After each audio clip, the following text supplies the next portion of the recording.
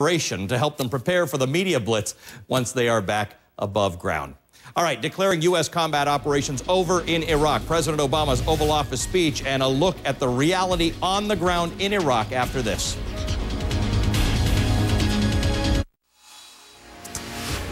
On March the 20th, 2003, former President George W. Bush launched the Iraq War. Tonight, in an Oval Office speech, President Obama will declare U.S. combat operations officially over.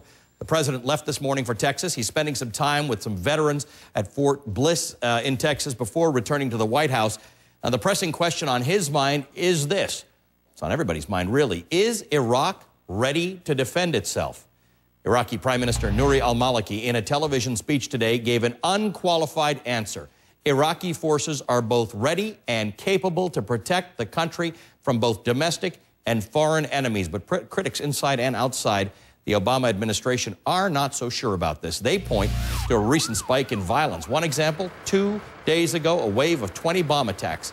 20 bomb attacks struck 13 Iraqi cities, killing 48 people, wounding more than 280 people. Plus, there's a serious political problem. Prime Minister Maliki declared today Iraq is sovereign and independent. That is correct.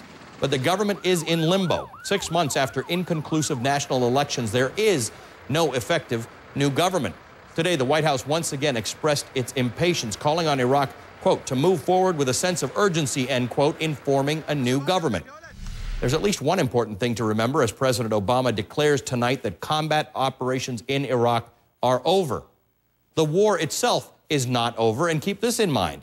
This war started more than 7 years ago. Plus, this nation has paid dearly, both in terms of money spent, more importantly, in terms of American military men and women who have lost their lives. But others have also paid a huge price. While you might think of this as a U.S. war or a U.S. and British war, the fact is the war in Iraq was an international effort. More than 60 countries took part in it. 60 to 70 countries, some sent troops, some sent material.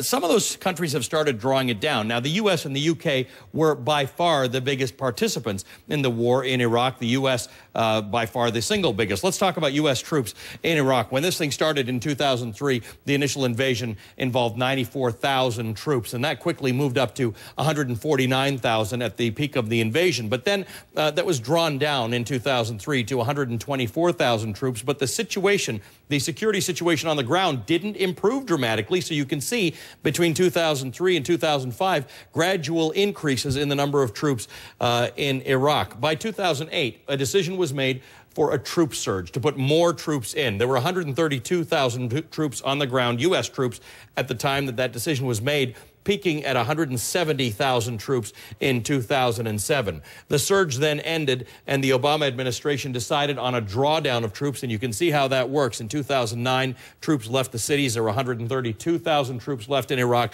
and you can see all the way down to now, with the end of combat operations in Iraq, 50,000 troops remaining there, eventually going down to zero, or at least that's the administration's intent. Now, a lot of U.S. troops lost their lives in Iraq, starting with the first year of the war in 2003. 486 people died that year, but that death toll, take a look at this, continued higher and higher and higher until now, where the total death toll is about 4,420.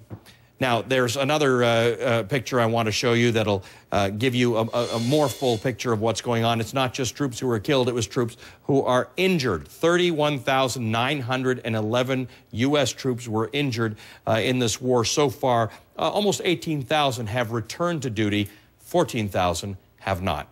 Of course, we cannot and won't forget America's other war, Afghanistan. Fighting there has spiked in recent days.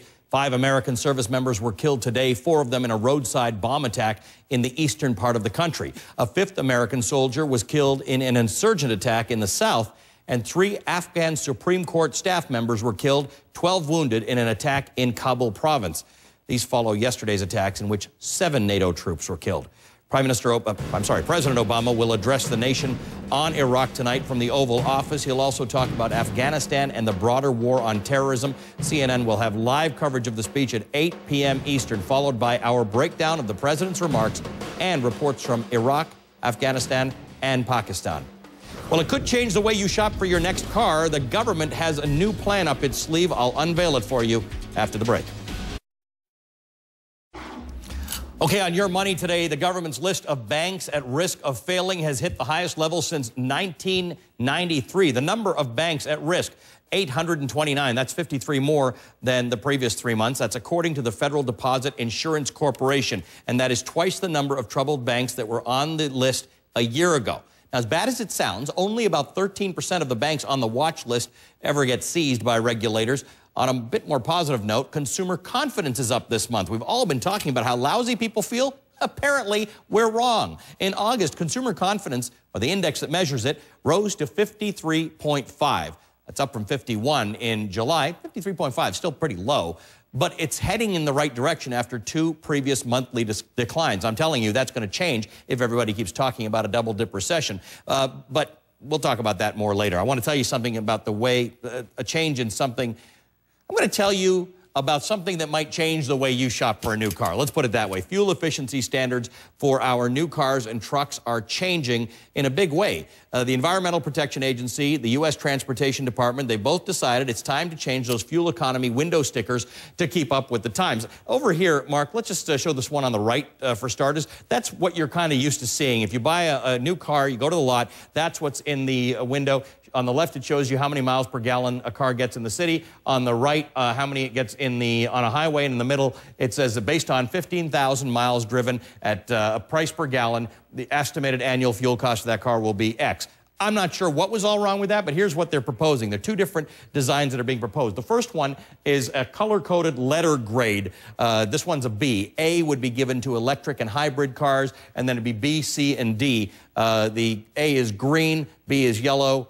I don't know what the other colors are, but bottom line is you don't want a D. You're looking for an A or B, theoretically. Here's the other one that they're proposing. It looks a little bit, it's over here. It looks a little bit more like what we're used to. It's a bit of a change. I don't know why they're changing and what the benefit of it is, so I'm going to bring in an expert. Peter Valdez de Pena is CNNMoney.com senior writer and automotive editor. He joins us now. Peter, tell me what you think about this stuff. First of all, why are they doing it, and will it matter? Well, there's 2 reasons. I mean, one, you said you don't know what's wrong with that old label. I'll tell you one thing that's wrong with it. Nobody drives on the highway all the time. Nobody drives in this city all the time. The information you really need, which is that estimated annual cost of fuel and also your combined fuel economy, those things are small and hard to find on that label. I think one thing we need to do is make those features more prominent so customers can have something they can actually compare. I don't know how to compare a car that gets, 14 in the city and 25 on the highway. How does that compare to something that gets 32 and 12? I see what you're saying. So you need the math done for you a little bit more. Consumers need the math done a little bit more. Right. We want to make it simpler so you can have something you can compare directly. But also, everybody's driving style is different. So at the same time, we need a little bit more information about things like, how many gallons do I use per 100 miles? That's a lot easier to compare than miles per gallon. If a vehicle uses 3.8 gallons per 100 miles, that's a nice, easy figure to compare. So we're trying to do 2 things at once. Simplify, but at the same time also provide more genuinely useful information. And there's another factor here, and that is new technology in the industry. By the end of this year, Nissan's going to have an all-electric car. Yep. And General Motors is going to have the Chevy Volt that drives on electricity for 40 miles and then goes on gasoline after that. Current fuel economy labels can't even begin to deal with that kind of stuff. So we need some fuel economy labels that have some flexibility to deal with completely different kinds of ways of driving a car. Do you like either of the 2 new designs? Which one do you think is going to get the nod? I go for the second one, the one without the letter grade. I think it's a simpler label. Ironically, the idea of the letter grade is to make things simpler, but that label actually looks more complicated to me. Second of all, the letter grade does put the government in kind of a weird position. I mean, if you make an SUV, there's no way you're going to get an A. Right. You're basically telling customers that this small car is better than a big car. Obviously, the industry has some issues with that, and I sort of understand what they're saying. It does put the government in an odd position of telling customers a certain type of car is better than another. We can compare numbers. You can figure that out, right? Is better than 25. Yeah, and I think the second label gives you that information in a simple, clear way without putting any kind of moral aspect to it on there. You can make the decision. You can see what's there, and I think it does a good job of doing it.